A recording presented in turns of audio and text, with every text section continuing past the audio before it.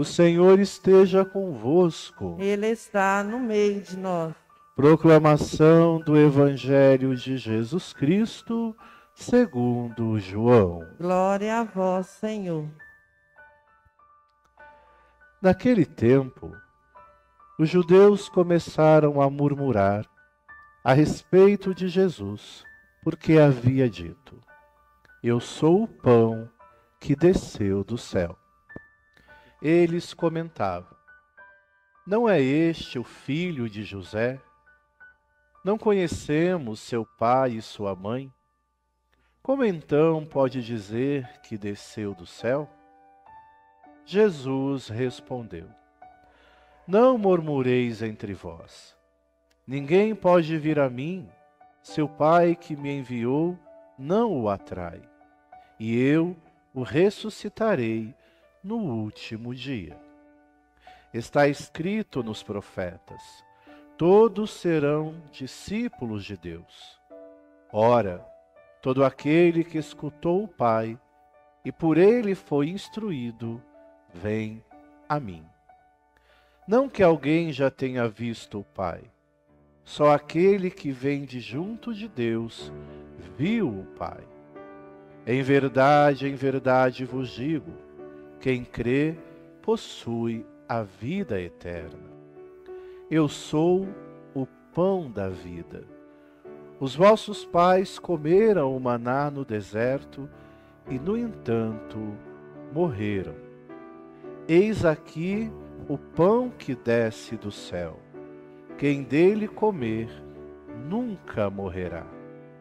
Eu sou o pão vivo descido do céu. Quem comer deste pão viverá eternamente. E o pão que eu darei é a minha carne dada para a vida do mundo. Palavra da salvação. Glória. Queridos irmãos e irmãs, continuamos a nossa caminhada nesta busca, nessa esperança que se renova a cada dia, neste encontro sublime no dia do Senhor, que ao redor do altar colocamos a nossa vida para nos alimentar da palavra e também nos alimentar da Eucaristia. A primeira leitura de hoje nos apresenta a figura do profeta Elias. Elias foi um homem fiel a Deus e contra todo tipo de idolatria. E para nós entendermos um pouco, nos situar no contexto onde Elias se encontra na primeira leitura de hoje, precisamos entender o porquê. Elias, sendo um profeta muito fiel a Deus, a Javé, ia contra todo tipo de idolatria. E naquela época existia um rei chamado Acabe e uma rainha chamada Jezebel, que eles começaram a adorar um deus chamado Baal. Baal, o padre já explicou aqui o que significa boi. E por que eles adoravam esse boi? Porque o boi, pela sua força bruta, fazia com que a agricultura, com que a preparação da terra fosse muito mais rápido, muito mais fácil do que a força humana. Então eles dividiram, nesse momento, o Deus da cidade, porque através da força do boi se conseguia arar a terra, preparar a terra de uma forma mais rápida, e assim plantando, nascia muito mais rápido. Já aqueles do campo, aqueles que adoravam o Deus Javé, tinham que arar a terra com a mão, com a enxada, com as ferramentas que era colocado à disposição, porque não tinham condições. Ao ver que o boi dava esse resultado, eles já entenderam que o boi era um Deus. O Deus, então, que olha para aquele povo, um Deus que traz a prosperidade para aquele povo, então começam a adorar Baal. E diante disso, então, Elias começa a denunciar esta adoração do rei e da rainha Jezebel a este boi.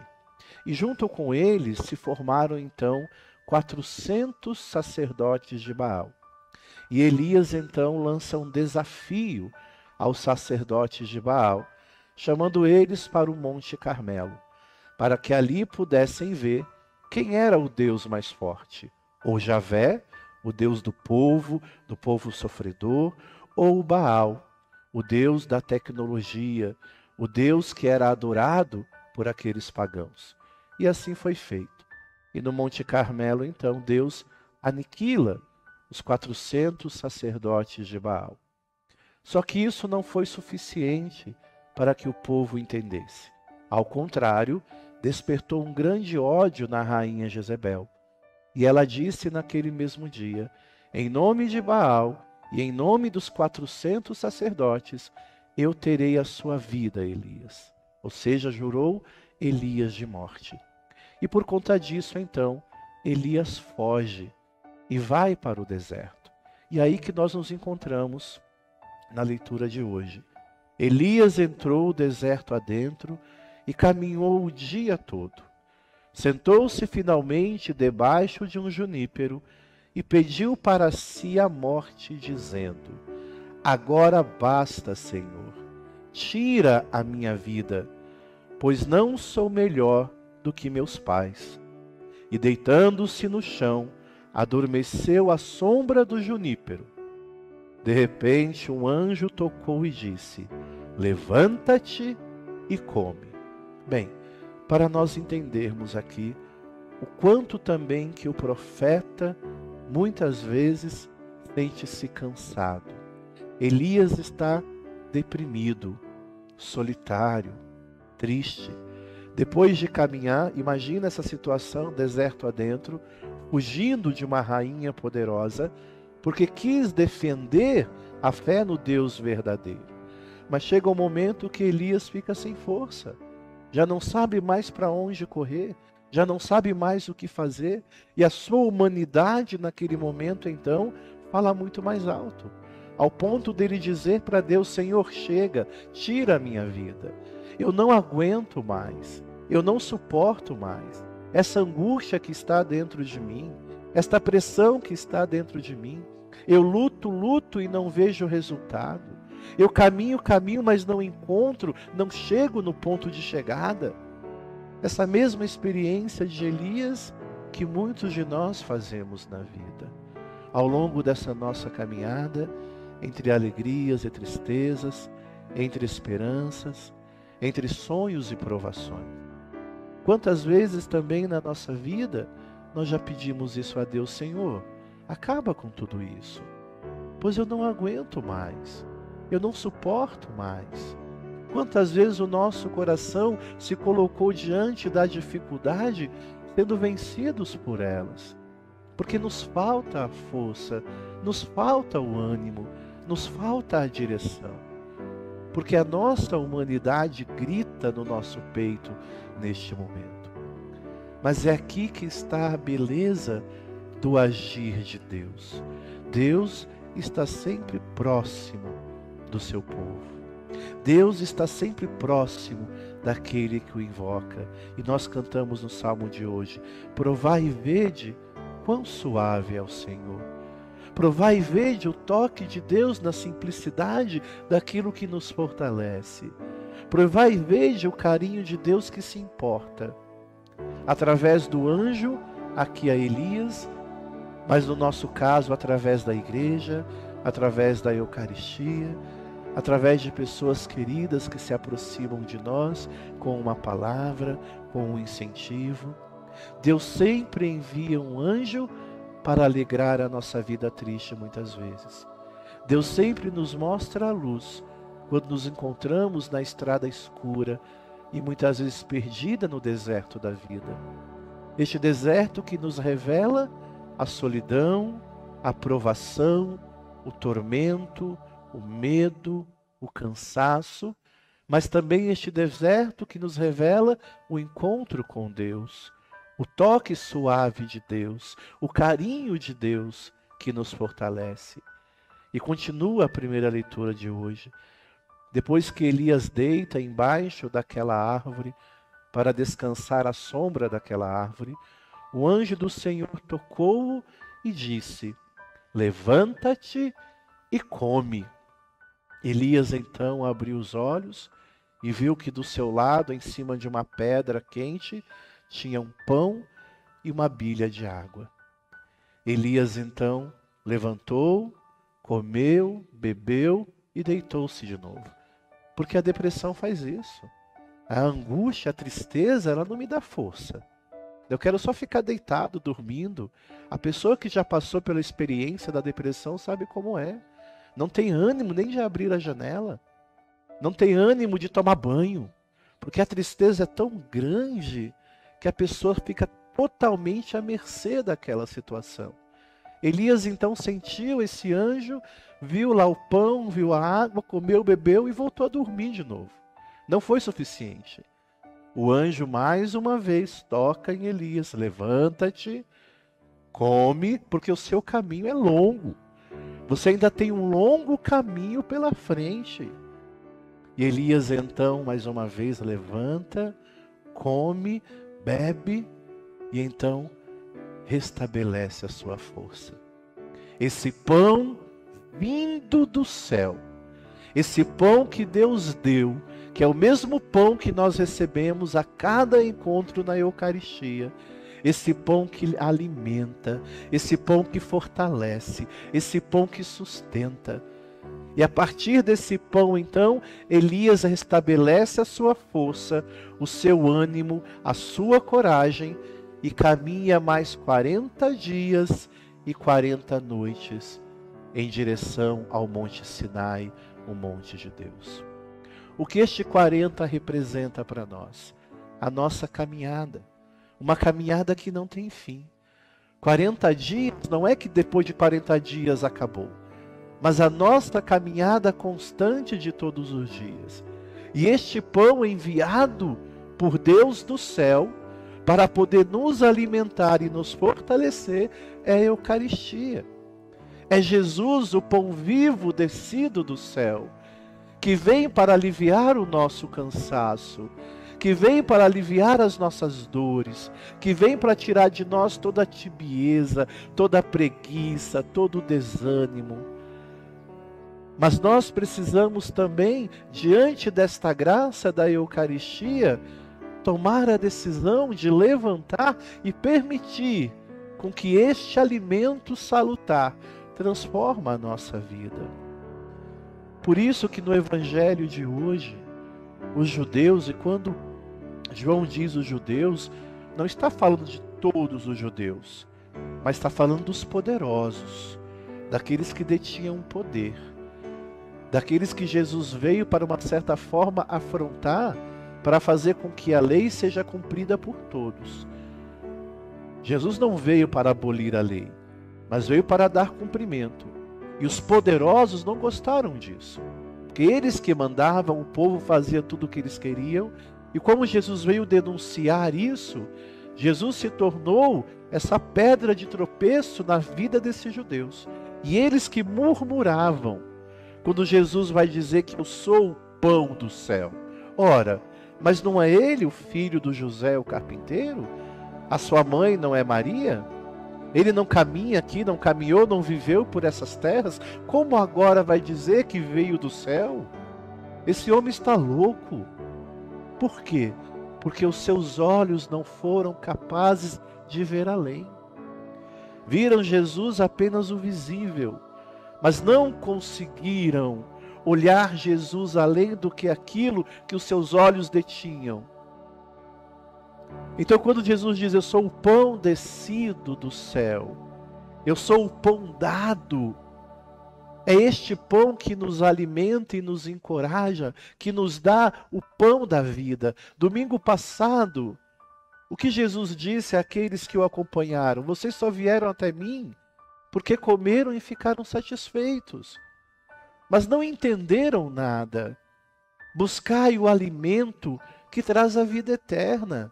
Não buscai mais o alimento que perece, o alimento que tem data de validade, o alimento que acaba, mas o alimento que traz a vida eterna. E aqui nós temos que entender o significado de vida.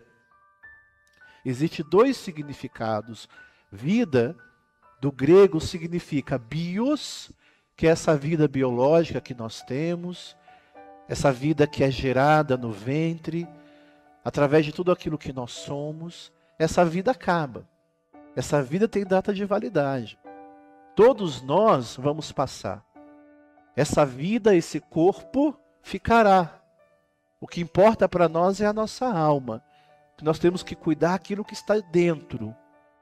E vida também significa Zoe. Zoe quer dizer vida eterna, que está dentro de cada um de nós. E que nós podemos sim ter dentro de nós essa vida sobrenatural, acima da nossa natureza. E de que forma que nós conseguimos essa vida eterna? Quando eu me aproximo em estado de graça da Eucaristia para comungar. A Eucaristia, para nós entendermos, é como o alimento que nós recebemos todos os dias. Vamos colocar um exemplo bem simples para vocês entenderem. Você então é uma pessoa que tem um alimento de muita qualidade. Come bem todos os dias, você toma vitaminas, cuida do seu corpo. Só que você percebe que mesmo o seu alimento, aquele alimento de qualidade, as vitaminas que você toma, os suplementos, a academia, não está te ajudando. Você come e parece que não engorda, que está definhando, que seus músculos estão murchando, que você está doente. Olha, tem alguma coisa errada. O seu corpo não está então retendo vitamina. Alguma coisa então aí está errada. Tem alguma inflamação, alguma coisa errada no seu organismo, que você come, que você toma suplemento, que você toma vitamina, que você vai para a academia e não vê resultado, só vai definhando. Então você precisa ir no médico para descobrir o que está acontecendo, por que o seu organismo não está retendo então as vitaminas necessárias, para que você desenvolva. Então você precisa de uma vitamina para se desenvolver, só que você não está vendo o resultado. A Eucaristia é a mesma coisa. Quando eu me aproximo da Eucaristia, é para transformar a minha vida, para eu ser uma nova pessoa. Mas, Padre, eu venho tanto tempo à missa, eu comungo todo dia e minha vida não muda. Tem alguma coisa errada com você. Tem alguma coisa errada na sua vida espiritual. Você está comungando em estado de graça? Você está comungando sem pecado mortal e sem pecado venial? Você está fazendo a sua ação de graças verdadeiramente como deve ser feito? Você está tendo uma vida de oração sem preguiça, sem ficar protelando? Como está a sua vida espiritual? Como estão as suas virtudes heróicas? Olha para os santos. Os santos desenvolveram virtudes heróicas. E qual o ponto máximo de uma virtude heróica? Amar sem medida. Você está amando sem medida? Ou tem alguém que você não gosta? Tem alguém que você fala mal? Tem alguém que você não perdoou? Tem alguém que você não conversa? Tudo isso impede a graça de acontecer. Por isso que você não está vendo mudança na sua vida. Por isso que você não está vendo transformação na sua vida, porque você não está comungando em estado de graça.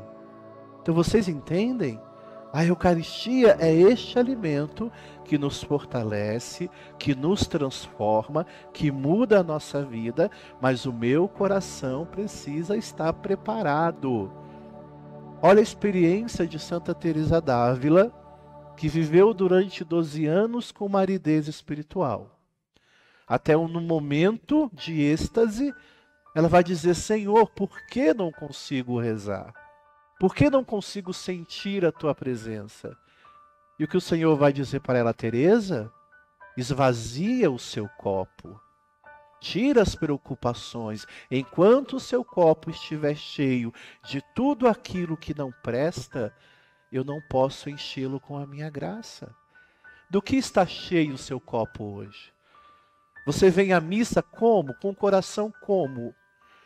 Como que o seu coração chega aqui e ao longo da missa, ao longo dos cantos, ao longo da liturgia da palavra, até chegar à Eucaristia, você foi pedindo ao Senhor para ir tirando do seu coração tudo aquilo que está cheio e tirando do seu coração tudo aquilo que te maltrata, aquele sentimento que só traz para você coisa ruim. Só traz para você coisa ruim.